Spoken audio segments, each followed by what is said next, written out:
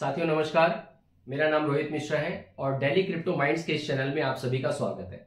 अगर तो आप पहली बार इस चैनल पर आए हैं तो इस चैनल को लाइक सब्सक्राइब जरूर करें। तो आज का टॉपिक स्टार्ट करते हैं। आज का टॉपिक है what is crypto currency. Crypto currency क्या है? क्रिप्टो करेंसी को समझने से पहले हम समझते हैं कि आखिर फिजिकल करेंसी क्या है। 100, 200, 500, 1000, 500 के जो नोट है जिसे हम अपने वॉलेट में रखते हैं, बैंक में ले जाकर जमा करते हैं, बैंक से पैसा निकालते टाइम जो करेंसी हमारे हाथ में आती है जिसको हम छू सकते हैं, अपनी अलमीरा में रख सकते हैं, अपने बटुए में संभाल कर रखते हैं, सर वो है हमारी physical currency issued by government. ठीक है, ये है हमारी फिजिकल करेंसी। एक ऐसी करेंसी जो हमें डिजिट्स में, नंबर्स में दिखती है, एक ऐसी करेंसी जो ऑनलाइन के माध्यम से दिखती है, एक ऐसी करेंसी जिससे हम व्यापार कर सकते हैं, पैसों का लेन देन कर सकते हैं, लेकिन उसको छू नहीं सकते, टच नहीं कर सकते, महसूस नहीं कर सकते। बात अगर है रखने की तो उसको कहाँ रखते हैं? जैसे हमारा ये लेदर का वॉलेट होता है, पर्स होता है, अलमीरा होती है, इस तरीके से उसको नहीं रखते। इंटरनेट पे वॉलेट होता है, टेक्निकल टर्म है वॉलेट। वॉलेट पे हम अपनी क्रिप्टो करेंसी को रखते हैं।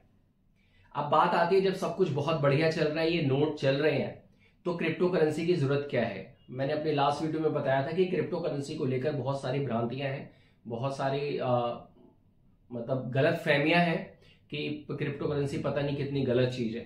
तो उसी की क्लैरिटी पर हम आते हैं कि क्रिप्टो करेंसी सिर्फ एक बदलाव है और ये पहला बदलाव नहीं है जिसको लोग अपोज कर रहे हैं। पहला बदलाव नहीं है। हम स्टार्टिंग से स्टार्ट करते हैं। ठीक है, तो हम बात करते हैं कि बेसिक इसका क्या है कि money equal to value. Money equal to value. हम किसी भी चीज के लिए जो पैसा देते हैं उसके बदले में हम एक वैल्यू लेते हैं। सपोज अभी मैं एक कैमरे के साथ शूट कर रहा हूं इस वीडियो को, मैंने उस कैमरे के लिए 50,000 पे करा, तो उससे मुझे एक वैल्यू मिली। मैं अपना कंटेंट रेडी कर पा रहा हूं, अपना वीडियो बना पा रहा हूं। ठीक है, एक व्यक्ति 25 लाख रुपए की कार लेता है, उससे वो धूप से, ठंड से, बारिश से, हर चीज से बचता है वो। ठीक है, अपने 20 घंटे का सफर वो 4 घंटे में, 5 घंटे में तय कर पाता है। ये उस पैसे की वैल्यू है। और इनफैक्ट हम जिंदगी में किसी भी चीज के लिए एक वैल्यू के लिए एक मनी पे करते हैं। अगर मैं किसी घर में रह रहा हूं और वो घर किसी और का है तो बदले में मैं रेंट पे करूंगा, बदले में मुझे उसके बराबर की वैल्यू मिलती है। ठीक, तो वैल्यू का जो एक्सचेंज है उसका जो मीडियम है वो मनी है।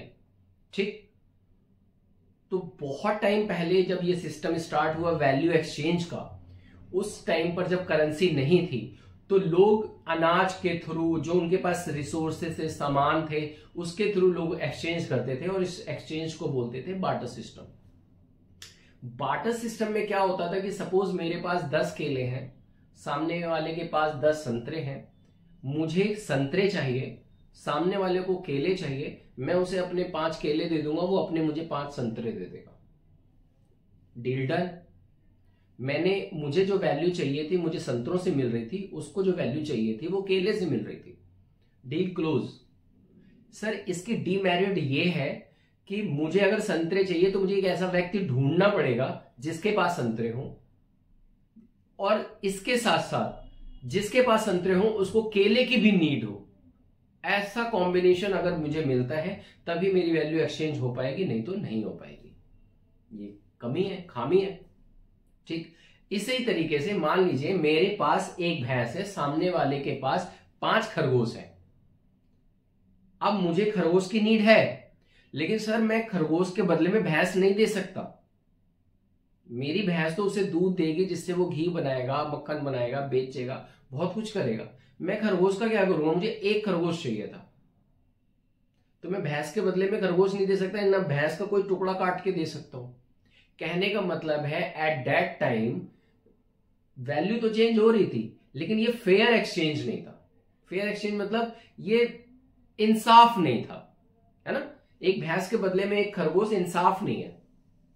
ठीक, तो ये तय हुआ कि एक पैरामीटर होना चाहिए जिसके हिसाब से तय करा जाए कि हम उसको मानक मान लें, और ये काम करा फिर गोल्ड सिल्वर कॉइन्स ने। ठीक, उस टाइम पे गोल्ड था तो गोल्ड को एक पैरामीटर माना गया। फॉर एग्जांपल मान लेते हैं भैंस के लिए एक पैरामीटर सेट कर दिया कि भाई कि अगर 20 सोने के सिक्के होंगे तो 20 सोने के सिक्के में एक भैंस मिलेगी, ठीक है। एक खरगोश 2 सोने के सिक्के में आ जाएगा, ओके। अब 2 सोने के सिक्के में अगर एक खरगोश आता है तो मुझे जब 10 खरगोश मिलेंगे तब जाकर भैंस एक्सचेंज होगी। ये सिर्फ एग्जाम्पल है ये बताने के लिए कि गोल्ड को एक पैरामीटर रखा गया, गोल्ड को एक पैरामीटर रखा गया कि हाँ भाई इसके हिसाब से चीजें देखी जाएंगी। लेकिन यह भी इतना कारगर साबित नहीं हुआ क्योंकि गोल्ड को इतने टाइम तक एक जगह से दूसरे जगह तक ले जाना ना तो सेफ था क्योंकि चोरी का खतरा था, बहुत सारी चीजें थी, तो उतना सेफर साइड नहीं था।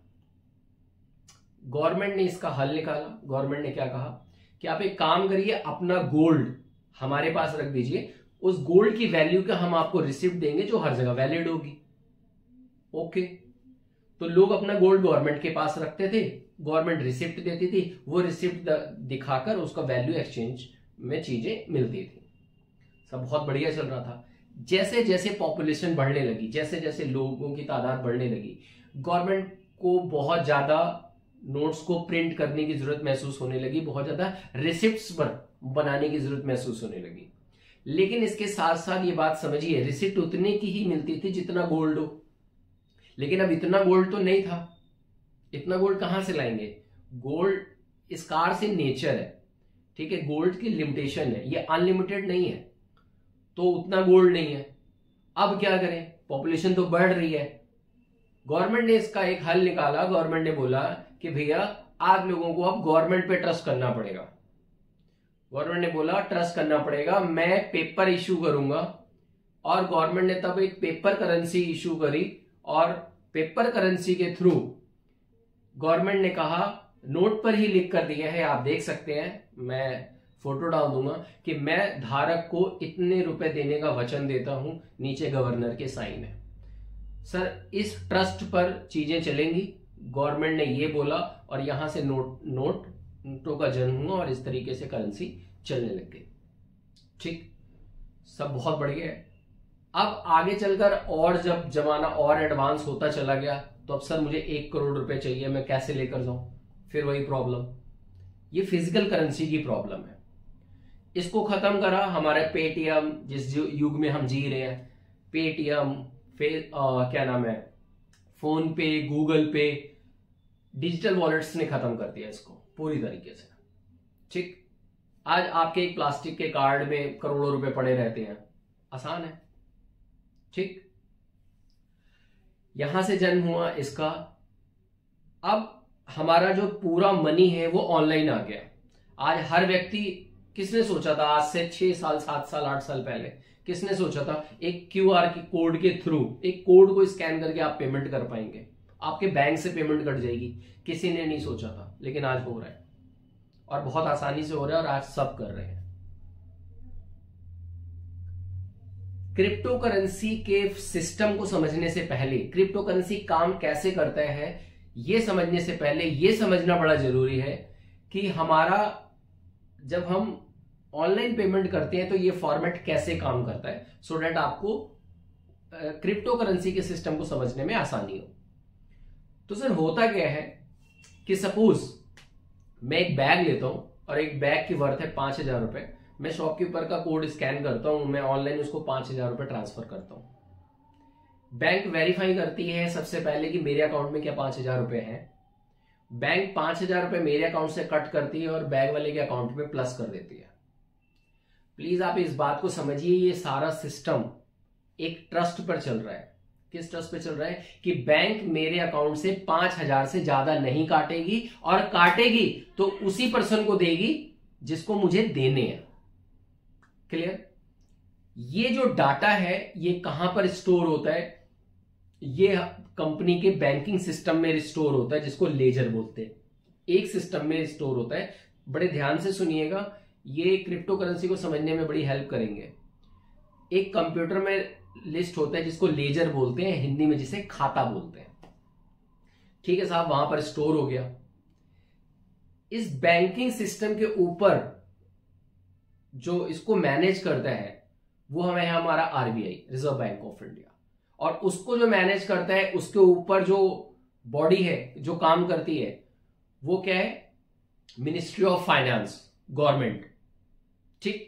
ये एक पूरा सिस्टम है, इस पूरे सिस्टम को सेंट्रलाइजेशन बोलते हैं। Please mark the word centralization, क्योंकि अभी तक हम जितनी फिजिकल करेंसी बेशक ऑनलाइन हो, ये सारा फॉर्मेट किसके थ्रू चलता है? हमारा सेंट्रलाइजेशन के थ्रू। लेकिन इस पूरे प्रोसेस में डीमेरिट क्या है? सर, इस पूरे प्रोसेस की डीमेरिट ये है कि गवर्नमेंट को ये बात पता है कि आपके अकाउंट में कितने पैसे हैं। ये भी कोई डीमेरिट नहीं है, कोई बात नहीं है, गवर्नमेंट है, जान सकती है। लेकिन सर, आपके बैंक में जो पैसा पड़ा है, अगर सारे लोग मिलकर एक बार में डिमांड करना शुरू कर दें कि हमें हमारा पैसा चाहिए, तो सर गवर्नमेंट दे नहीं पाएगी, बैंक दे नहीं पाएंगे। क्यों नहीं दे पाएंगे? क्योंकि बैंक आपके पैसे को ही आगे इन्वेस्ट करते हैं और उस इन्वेस्टमेंट से जो रिटर्न आता है उसके थ्रू आपको इंटरेस्ट देते हैं या फिर आपका पैसा लौटाते हैं। आपके फोन में जो नंबर दिख रहे हैं, मेरे अकाउंट में इतने पैसे, वो जस्ट नंबर है, वो एक्चुअल पैसा नहीं है आपके पास। क्लियर है? अब होता क्या है कि अगर बैंक ने कहीं इन्वेस्ट कर रखे हैं और वो उन पैसों का लॉस हो गया, तो सर आपका पैसा भी खतरे में है। आपका अपना पैसा सुरक्षित नहीं है बैंक में, ठीक। तो एक बैंकरप्ट हुआ पीएनसी, आपने देखा ही होगा, मैं उसका भी लिंक डाल दूंगा, आप वो भी देखिए। पहला ये है कि सारी पावर गवर्नमेंट के हाथ में है और हम उसका कुछ नहीं कर सकते। सर, दूसरा रीजन क्या है कि गवर्नमेंट जब मर्जी, आपके पास 5 करोड़ रुपए पड़े हुए हैं, गवर्नमेंट कभी भी बैन कर सकती है। गवर्नमेंट आएगी, वो बोल देगी आज रात 8 बजे से ये 500,000 रुपए के नोट नहीं चलेंगे। सर, वो पेपर जीरो हो गया, ठीक। ये दूसरी डिमेरिट है। तीसरा क्या है कि गवर्नमेंट के पास पावर है, वो जितने मर्जी नोट प्रिंट कर सकती है। अब बात ये है, यहां पर भी इस कॉन्सेप्ट को समझना है कि अगर गवर्नमेंट जितने मर्जी नोट प्रिंट कर सकती है तो देश की गरीबी क्यों नहीं मिटा देती है? सर, नोट प्रिंट करने से इन्फ्लेशन बढ़ता है, महंगाई बढ़ती है, ना कि गरीबी खत्म होती है। गरीबी खत्म होती है रिसोर्सेज से। क्लियर है? मेरी बात समझ पा रहे हैं आप लोग? तो गवर्नमेंट क्या करती है कि कितने भी नोट प्रिंट कर सकती है गवर्नमेंट। अच्छा, इसमें एक और बात है कि आपके अकाउंट में 1 करोड़ रुपए पड़े हुए हैं, लेकिन सर आप ट्रांसफर नहीं कर सकते, लिमिटेशंस है। आपका पैसा आप कर लो लेकिन नहीं कर सकते, ठीक है। इन सारी चीजों को खत्म करने के लिए, इस प्रॉब्लम का सॉल्यूशन लाने के लिए, इस सेंट्रलाइज सिस्टम को खत्म करने के लिए एक व्यक्ति है जिनका नाम है सतोशी नाकामोटो। ये आदमी है, औरत है, या कोई ऑर्गेनाइजेशन है, नोबडी नोज, कोई भी नहीं जानता।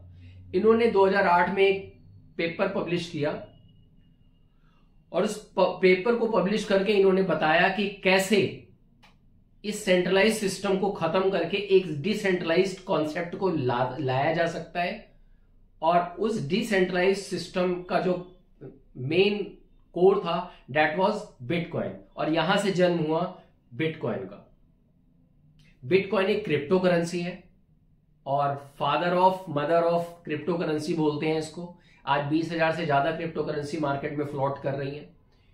क्रिप्टो करेंसी के जो है वो बेस्ड है हमारी ब्लॉकचेन टेक्नोलॉजी पर, और ये डिसेंट्रलाइज्ड फॉर्मेट है। हमने सेंट्रलाइजेशन समझ लिया, अगली वीडियो में हम पढ़ेंगे या हम समझेंगे डिसेंट्रलाइजेशन क्या होता है और कैसे क्रिप्टो करेंसी का डिसेंट्रलाइजेशन फॉर्मेट काम करता है।